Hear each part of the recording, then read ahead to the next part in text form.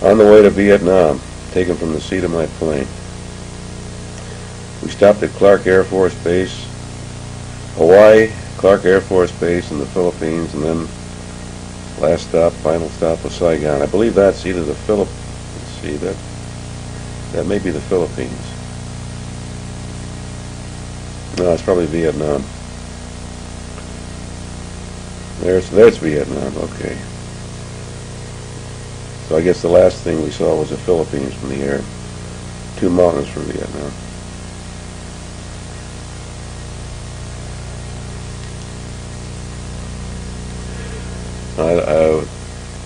We're getting ready for the landing. As you can see, there's one of the, that's probably the Mekong River. And 2 days after I got there, the Tet Offensive broke out, and here we are in Kelper Compound, K-L-E-L-P-E-R. We were marooned there for 10 or more days. I believe they told us we were surrounded at times by the Viet Cong, and all we could hear was rifle firing. There's no contact with the outside.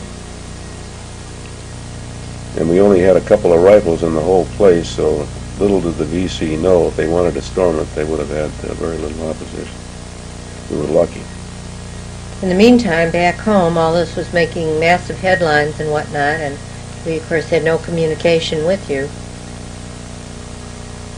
I was worried, too. We were all worried. I guess so, with reason, good reason. Yeah.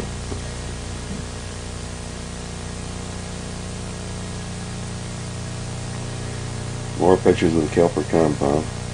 We had a magnificent view of the action from up there. We could see the rockets going off and the planes flying over and the explosions. And at night it was just unbelievable. Sounds of the explosions and fire and everything else.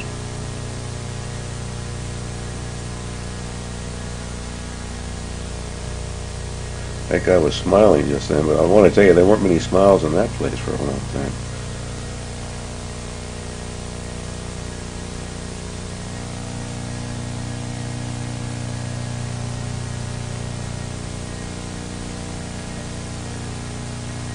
Some interesting shots, I think, Saigon. Just the way it looks. That church steeple we see, I would guess that was perhaps the big Catholic cathedral. Yeah. Yeah, way off in the distance, right? Right. Yeah. Built by the French, undoubtedly. Right. The some of you watching this probably won't recall, but there was a very large number of Vietnamese Catholics in Saigon, and many of them were refugees from the north. Right after the end of World War II, because the communists took over the north and they didn't like the Catholics too hot, so the Catholics got out in a hurry.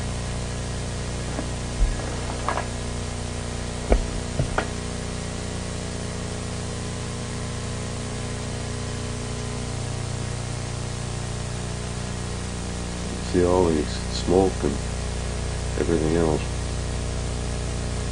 I wish I could remember some names of some of these people. Here are the night shots, flares, and a lot of flares.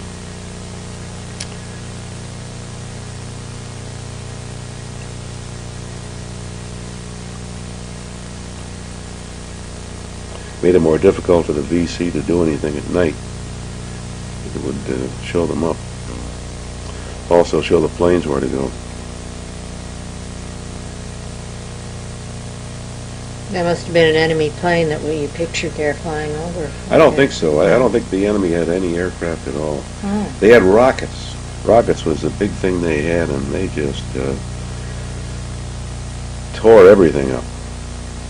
And like the V-2s in World War II in London, you just didn't know where they were coming from and when they were going to hit.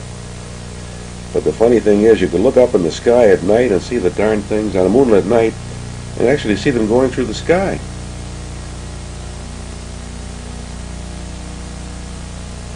You could follow their path and then watch them explode.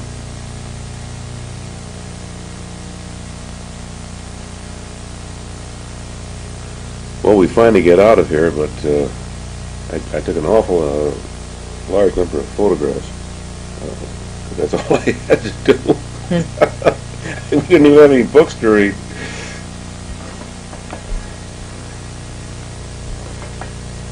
But life goes on. Life goes on. Yeah. Right. The laundry must get washed. That's right.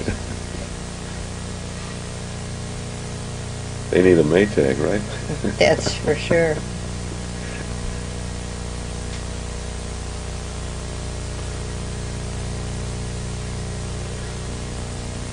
Here's all the barricades. They didn't have barricades before Tet.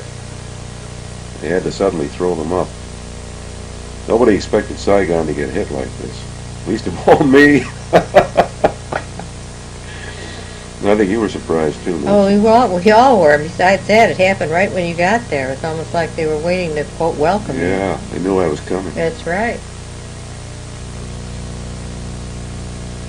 I'll show this, Jasper. There I am in my hero's outfit. We were required to wear sidearms.